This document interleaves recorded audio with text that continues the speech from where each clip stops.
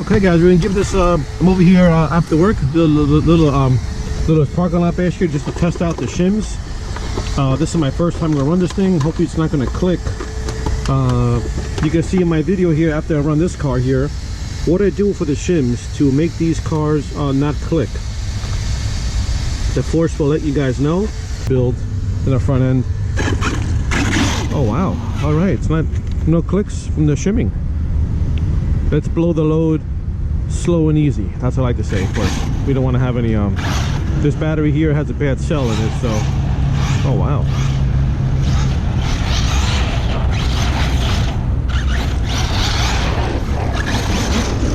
All right, very happy, very happy. It's not let's do a little GPS run since it's not clicking or anything, to make sure it's not clicking. Wow, that's fantastic, really, guys. Force is very happy. I did a good job with the shims in this one here.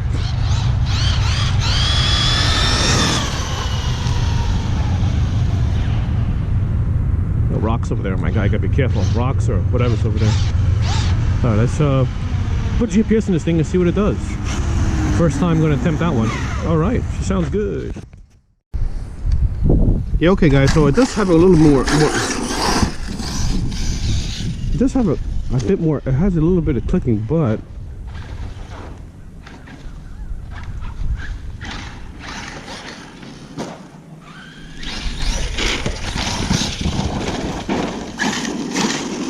you know, it's not getting worse at clicking though, so it's kind of cool. This actually puts the power down very well, and the back comes up very well. A little bit of clicking here and there, but I mean, but the power's down and it does feel like a normal car. So yeah, the different, so my Creighton EXP, this shims did work. This one here, I'm getting there. I took out the front diff, and I was gonna get an EXP, I was gonna get the M2C chassis for this, but I figured let me just try to fix it maybe the summertime when you see that guys? This is I think I'm running a 13-tooth pinion on this too, so it does definitely have the power. Do a little speed video here, see? I mean, it does fly pretty nice.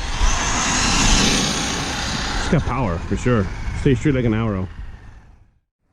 Okay guys, you see that cool running footage there? As you see here, I got a whole M2C extravaganza right here. I got the M2C, this is the Mojave chassis right over here. I'm gonna do the force, got some projects here. I'm just gonna rebuild my ADAS Creighton over here. Got the cool stickers here. Put a sticker over here, right below the motor work. It's gonna go. See how much it's gonna hit when I bash. But yeah, this year is gonna be a good year in the springtime when I start doing my rigs. I'm making a Mojave. I got the case right there. I gotta start painting that thing soon. These are the shims here, guys, that I'm gonna mention here. So these are the 13 millimeters by 19 millimeters, 13 millimeter by 19. So these are the specification, the exact measurements of the shim in thickness. I'll be linked to the description down below. I'm gonna link that down there for you guys. You guys can check out the shims. They do work. So here's my Typhon. This is an extra differential. I have my Typhon. When I got it used, it came with a whole entire extra rear end. So I have it here for spare. These diffs, of course, can be used in any of the BLX 6S lineup. Probably not the fire team, the new fire team car. It's got different diffs, I think, for the e-brake. But let me show you how it's supposed to click. This thing here should not be any kind of mesh greater than your like pinion gear and your spur gear. If you have a click that goes tick, tick, tick, tick, watch this, ready?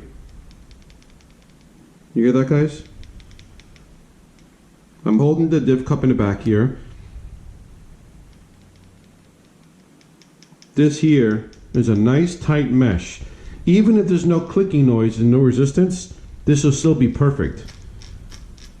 This guy here will still be perfect. Now, let me show you what a shim is. Now, this is not shim, just to let you know. My Outcast is. I'm going to show you where you actually place the shim. Give me 1 second here. Here's the ball bearing, guys, I'm going to take out, just so you guys know. It's right over there. See that ball bearing back there? That ball bearing sits right in the where the input gear goes in. Here's the input gear right here, guys. The input gear is perfectly fine. No issues. You can check it out here. Now these Typhon V5s do have a different input gear here. It's a little bit bigger. I think they have less issues, I guess, than the other 6S lines with the input gears and the the clicking noises. This is it's a V5, so it does have the V5 drive cup in the back there. Let's go ahead and get this ball bearing out. Okay guys, here we go. Shim Sharoo. This is the little shim here that I got here. So this shim here will go and back of this ball bearing here. I just took out my rear diff. So I'm gonna show you how to place it though. You don't place it together with this ball bearing. You're gonna place it inside here. Check this out. So we do have,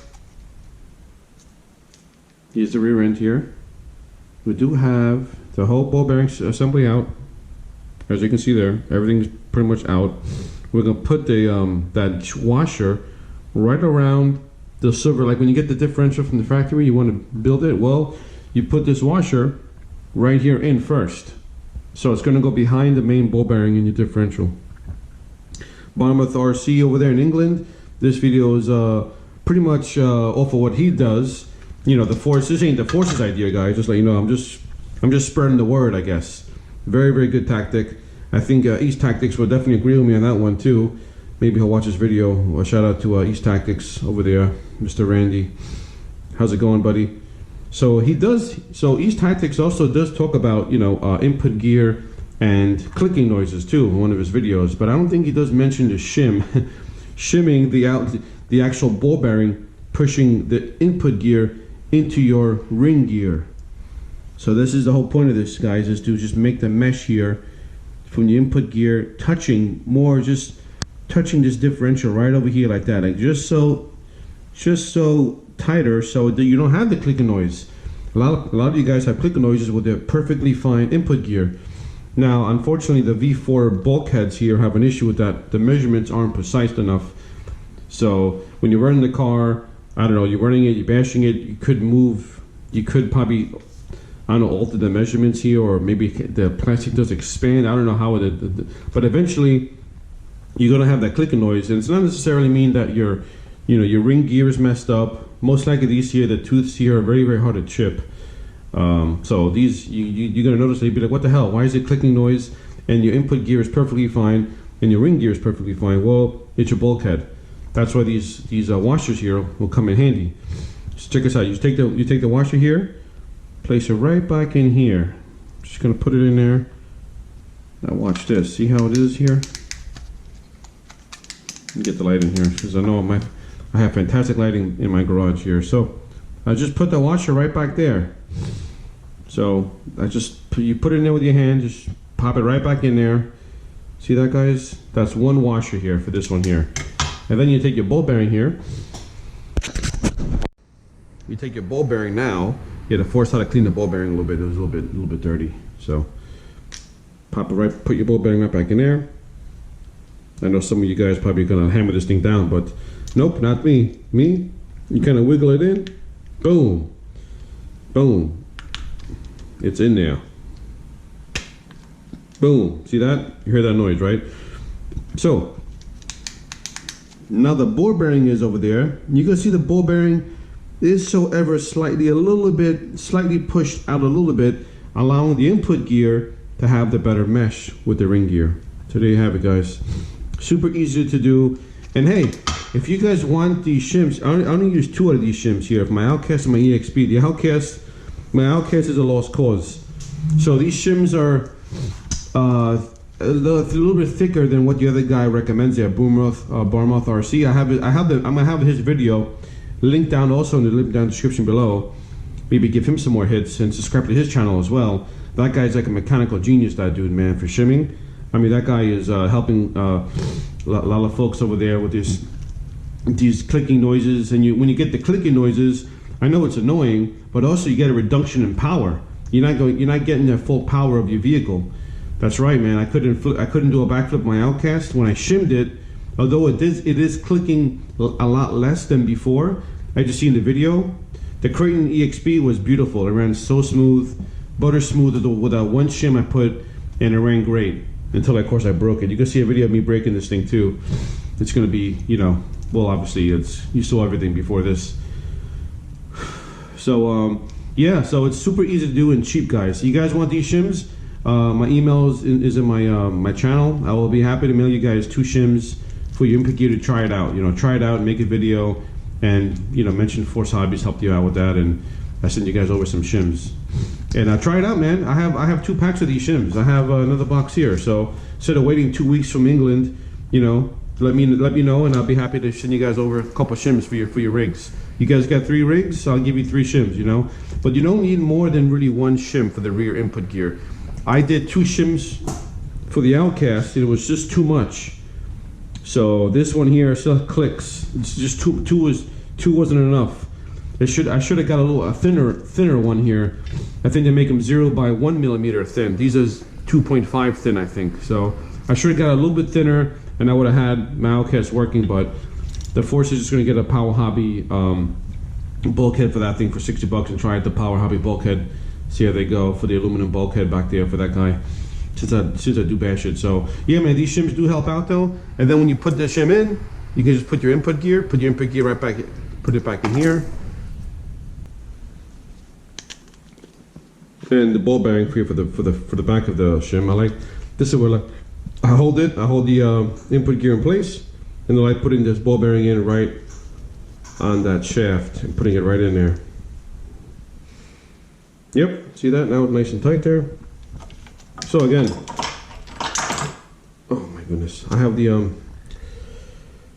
input gears in there, no problem. This is it with no, remember, this is it with no shim. The shim is right over here. I took it out, and this doesn't need the shim. As we're going to show you guys how smooth it operates with this differential here. And this differential, guys, doesn't have any shims on the side of it either. There's no shim to, it's basic shim that Arrma, you know, you guys put in there to keep it more tight gear mesh.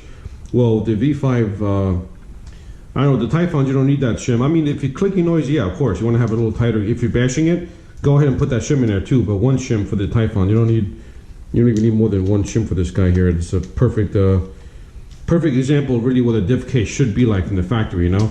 I know some people have issues with these things right from the get-go. And look at that guy, see how smooth it is?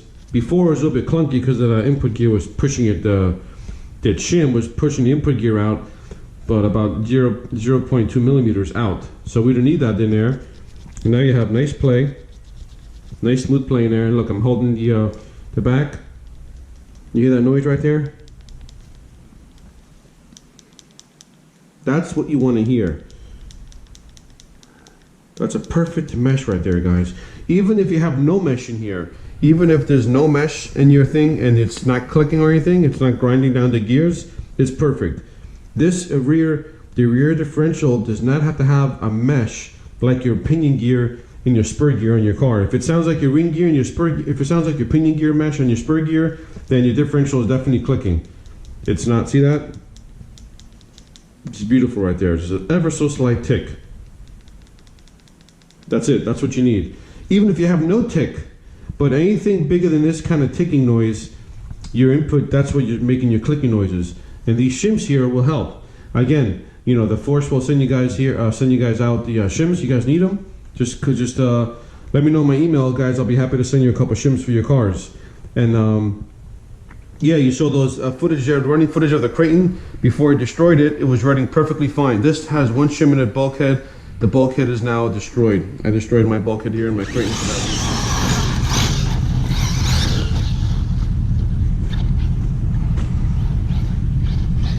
reason. Maybe I'll send it. Let's see. Wow, I got Rocket League balls here.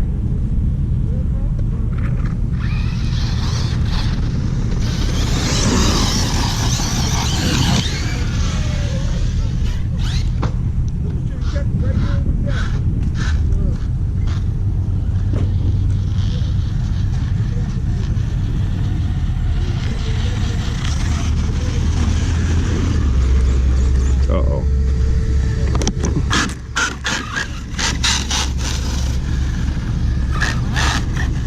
It's a differential, I think. For that one jump you saw in the video, and I met those guys over there at the pit. That was pretty funny. One jump. See that when you try to show off, guys? And I had some good air control. She landed really hard on the back end. So And I already ordered a Vitavon bulkhead anyway for this thing. I was gonna get the Vitavon bulkhead anyway and use this bulkhead for my outcast, but you know, now I can't even do that now. So yeah, so the outcast here, this outcast here has one shim, and it still does run right. It still clicks. So yeah, I should have probably got thinner ones, but just one shim for you guys, most of you guys, should be perfectly fine. And you'll definitely yeah, you definitely will have no clicking noise. It's like almost 95% guaranteed that that's a problem with your differentials, unless you have a cracked, you know, bulkhead. Your bulkhead is cracked and you're not investigating, you're not checking out your vehicle. You have any cracks in it or anything like that, then you're gonna have, of course, you're gonna have clicking noise. The bulkhead is not, you know, together properly. And yeah, that's pretty much it. And don't worry about these screws here, guys, too. These screws here, if you have your screws here that are stripped and your bulkhead, all you gotta do, guys, is put some wire in there, guys. Another Force Hobbies technique here, a tactic.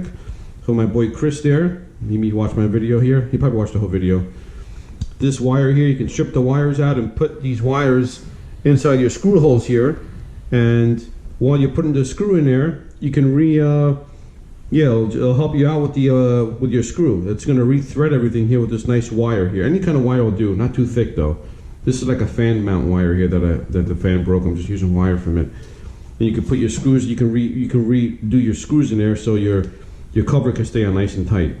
But don't do the screw covers too tight, guys. These screw covers here should not be over tightened.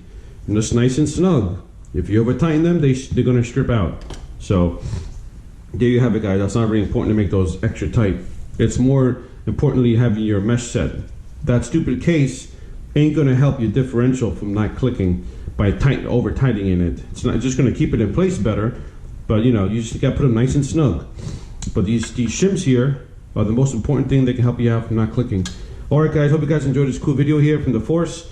Hope I can help you guys out. And again, contact me if you need some shims. My email is listed on my channel there. All right, guys, this is Force Hobby signing out. Thank you for watching. Like, subscribe.